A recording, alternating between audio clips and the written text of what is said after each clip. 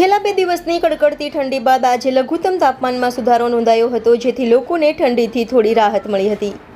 પર્વતીય પર્યટક સ્થળ માઉન્ટ આબુમાં છેલ્લા 2 દિવસથી હાડ થીજાવતી ઠંડીનો અનુભવ થયો હોવાથી ખુલ્લા મેદાનો અને બહાર પાર્ક કરેલા વાહનો પર બરફ જોવા મળ્યો હતો। ત્યારે રવિવારના દિવસે લઘુત્તમ તાપમાન ઉંચકાઈને 4 ડિગ્રી નોંધાતા ઠંડીના ચમકારામાં થોડી રાહત થઈ હતી। જ્યારે બીજી બાજુ બનાસકાંઠા જિલ્લાની વાત કરવામાં આવે તો અહીં ચારો તરફ પિયત તેમજ નદી નાળાવાળો વિસ્તાર હોવાથી વહેલી સવારે લોકો ઠંડીથી ઠૂંઠવાઈ ગયા હતા અને ઠંડીથી રક્ષણ મેળવવા ગરમ વસ્ત્રોમાં વીંટળાયેલા જોવા મળ્યા હતા। રિપોર્ટર વિનોદસિંહ દરબાર, ઇન્ડિયા 24 ન્યૂઝ, અમીરગઢ।